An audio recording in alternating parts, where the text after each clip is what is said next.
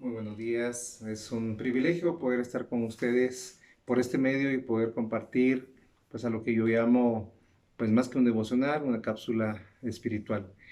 Así que comenzamos en San Juan capítulo 19, versículo 8 y 12 dice así la palabra del Señor.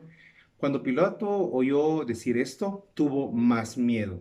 Y versículo 12 dice, desde entonces procuraba Pilato soltarle, pero los judíos daban voces diciendo, si sueltas a este, no eres amigo de César, porque todo el que se dice hacer rey, a César se opone. Así que a manera introductoria compartir con ustedes acerca de que nosotros como seres humanos, de manera rápida, nos conformamos al nivel que podemos llegar a tener y generalmente nos acostumbramos a él. Y definitivamente a quién le gusta complicarse la vida y enfrentar nuevos desafíos. Te quiero decir, sin embargo, que los desafíos tarde o temprano se presentan y debemos tener una actitud correcta para poderlos enfrentar. Así que cito textualmente lo que mencionó una vez Teodoro Roosevelt. Es mucho mejor enfrentarse a los grandes desafíos y aspirar a gloriosos triunfos, aún arriesgándolo a perder todo, que integrarse a las filas de los mediocres, que nunca se alegran ni sufren demasiado porque viven en una gris penumbra sin victoria ni derrotas. Habrás oído en un momento dado, o quizás lo hemos expresado, aquella frase que dice, mejor me lavo las manos. Y esa es la situación de Pilato. Es una escena donde te quiero que pongas en contexto que a Pilato habían llegado a entregarle a Jesús para juzgarlo, para matarlo. Y era increíble y totalmente hasta absurdo pensar que los judíos en tiempo de Pascua decía que la ley no les permitía contaminarse con los gentiles y por eso es que ellos se quedaron al umbral de la puerta, más sin embargo en el otro lado queriendo matar a un inocente. Y Pilato estaba en ese desafío entre pensar que si era verdad lo que decían los judíos o lo que decía Jesucristo. Y a través de eso él hace varias preguntas y él en esas preguntas a los judíos en ninguna manera les gustaba ser interrogados. Y le decía, ¿de qué lo acusan? No importa, tú solo di que es un malhechor pero si es lo que ustedes quieren, mejor júzguenlo. No podemos matarlo porque necesitamos tu permiso. Así que Pilato entiende que sabe cuáles son los verdaderos motivos. Y aunque busca esas respuestas, vuelve adentro de la casa y le pregunta al prisionero, entonces eres el rey de los judíos, ¿qué has hecho? Y Jesús le dice, nada, en mi reino no es de este mundo. Ah, entonces eso significa que eres rey. No estás entendiendo. Yo nací para dar testimonio de la verdad. Y ahí es donde surge aquella pregunta famosa, ¿verdad? ¿Qué es la verdad? Y luego, pues, regresa con los judíos. Pilato dejó la verdad con la respuesta que podría haber cambiado su propia vida para ir detrás de los mentirosos. Así que no se animó a quedarse del lado correcto, aunque sabía qué lado era ese. Así que te quiero compartir en esta hora. Saber que qué es lo bueno no sirve casi de nada si no hay una actitud concreta para actuar bien. Entender qué es lo justo y no hacerlo es doblemente equivocado y eso es lo que a Pilato le correspondió elegir, no actuar. Así que a pesar de eso, Pilato todavía dice y sale delante de los judíos en una forma de predicación y les dice, no encuentro que sea culpable. Claro que era inocente, aún Pilato mismo lo sabía. Pero solo que en lugar de actuar, él intentó negociar con el mal. Y tú ya lo sabes, es el error más común que cometemos en relación con el pecado. Queremos negociar con él y la única actitud válida es alejarse, abandonarlo, dejar una posición contraria lo más posible, lo más lejos posible. Así que Pilato coloca delante de él, saca su última carta y él dice, hay una opción que se suponía era imposible de rechazar. Entonces pone a escoger entre Jesús por Barrabás. Con lo que él no contaba era que en la locura del error de este pueblo y que dominaba la mente entre la multitud, todos empezaron a gritar a Barrabás. Y fue el grito que él escuchó y por eso él se da por vencido y por eso es que se lava las manos. Y quiero decirte, un depósito con agua no limpia su conciencia, como tampoco ni la tuya ni la mía. Así que a través de esta parte quiero compartir contigo acerca de cómo afrontar o sobreponerse a la adversidad en cuanto a los desafíos que diariamente tenemos. Y quiero dejarte tres maneras de poderlo hacerlo. La primera es que atrevámonos a ser diferentes.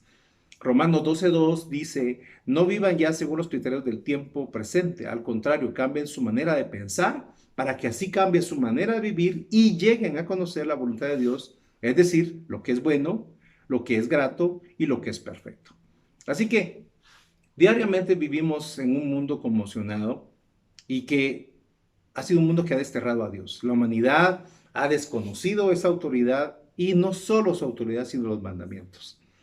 Me gusta una vez vi un anuncio, una pancarta publicitaria donde decía 10 mandamientos, no son sugerencias. A cambio de eso, el ser humano ha elaborado sus propios mandamientos y su propia moral. Y hoy que nos estás escuchando, te quiero decir que no permitamos que el mundo nos introduzca en ese molde. Y si ya estamos en él, pues salgamos de ahí. Así que debemos tener cuidado. Recuerda, Dios dijo que la puerta y el camino que llevan a la perdición son anchos y espaciosos y muchos son los que entran por él. Así que no escojas el camino fácil, atrévete a ser diferente. Inclusive tus compañeros de estudio te van a llamar anticuado. Si en un momento tú dices, voy a salir con ellos, pero permítame, voy a ir a pedirle permiso a mis padres. ¿Cómo le vas a pedir permiso a tus papás? En qué tiempo estás viviendo? Pero déjame decirte que somos nosotros los responsables de nuestros actos. Así que podemos inclusive pensar que hasta nuestros propios padres nos pueden animar con palabras o con hechos para ver que la corrupción es como algo normal. Aquello de que cuando llegan a tocar, entonces dice, mira, si llega fulano, decirle que no estoy. Ahí está fomentándose la corrupción como algo normal. Así que cambiemos nuestra manera de pensar para que así cambie nuestra manera de vivir. Eso significa que debemos de cambiar nuestro disco duro. Tal vez has pensado que el mal, el pecado es algo divertido, pero ahora necesitas pensar que el pecado es una tragedia. Así que te hago varias preguntas. ¿Tú crees que te parecería bien que antes de los 20 años un joven muera en un accidente a causa del alcohol? ¿O que jovencitas mueran por provocarse un aborto? ¿O te parece bien que hablen o juzguen mal de alguien sin fundamento? Mira, si empiezas a ver el mal como lo que realmente es, vas a procurar alejarte de él y tu vida va a cambiar. Por eso, aunque tus amigos y amigas se rían de ti, atrévete a ser diferente. Una segunda actitud y una manera no solo de pensar, sino de actuar, es que nos atrevamos a confiar en Dios. En este mundo, como te lo he dicho, ha desterrado a Dios y lo mira como un defecto. Inclusive en reuniones mencionar a Dios suena así como, ¿de qué estás hablando? Así que, porque los grandes maestros, los grandes maestras enseñan que el hombre debe confiar en sí mismo. Hasta un terapeuta te puede decir, mírate al espejo, es que tú eres el mejor, tú eres un triunfador. Y los que se creen inteligentes podrán decir, tienes que confiar en ti mismo, tú eres fuerte, no tienes por qué pedirle algo a Dios ni invocarlo, porque tú eres el mismo Dios. Y la Biblia dice en Proverbios 3, 5 y 7, en la versión Dios habla hoy, confía de todo corazón en el Señor y no en tu propia inteligencia. Dice, ten presente al Señor en todo lo que hagas y Él te llevará por el camino recto. No te creas demasiado sabio, honra al Señor y apártate del mal. Lo que sucede es que las personas que confían en sí misma caen en alguna de estas dos categorías o dos extremos. Por un lado, se frustran y se deprimen porque no logran lo que quieren. Y por el otro lado, se vuelven insolentemente orgullosos por sus logros. Así que estas personas que confían en sí mismas y no toman en cuenta a Dios son abandonadas por sus perversos pensamientos. Romanos 1:28 dice, porque no quisieron reconocer a Dios, Él los ha abandonado a sus perversos pensamientos para que hagan lo que no deben. En cambio, los que se atreven a confiar en Dios en medio de este mundo plagado de incredulidad, también se hacen acreedores de promesas. Promesas como esta. Salmo 125:1 dice, los que confían en el Señor son inconmovibles, igual que el monte Sión, permanecen para siempre. ¿Qué significa eso? Que la palabra encarnada en ti te va a dar estabilidad y seguridad. Isaías 40:30-31 dice, hasta los jóvenes pueden cansarse y fatigarse, hasta los más fuertes llegan a caer, pero los que confían en el Señor tendrán siempre nuevas fuerzas y podrán volar como las águilas, podrán correr sin cansarse y caminar sin fatigarse. Por eso, jóvenes, desafíen al mundo incrédulo y atrévanse a confiar en Dios. Y por último, la otra manera, no solo de pensar, sino actuar, es que nos debemos de atrever a desobedecer a nuestro propio corazón. En un momento habrás oído una frasecita que dice, obedece a tu corazón, sigue lo que te dicta tu corazón.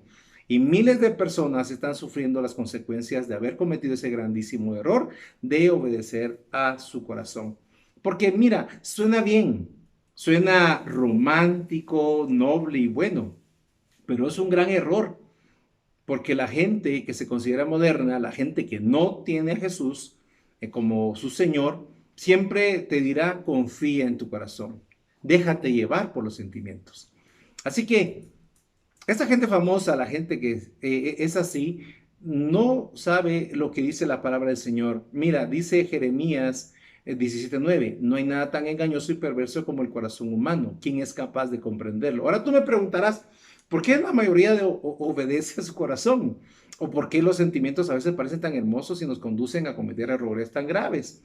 ¿Sabes por qué? Porque la misma palabra lo dice, es que tenemos un corazón engañoso y perverso.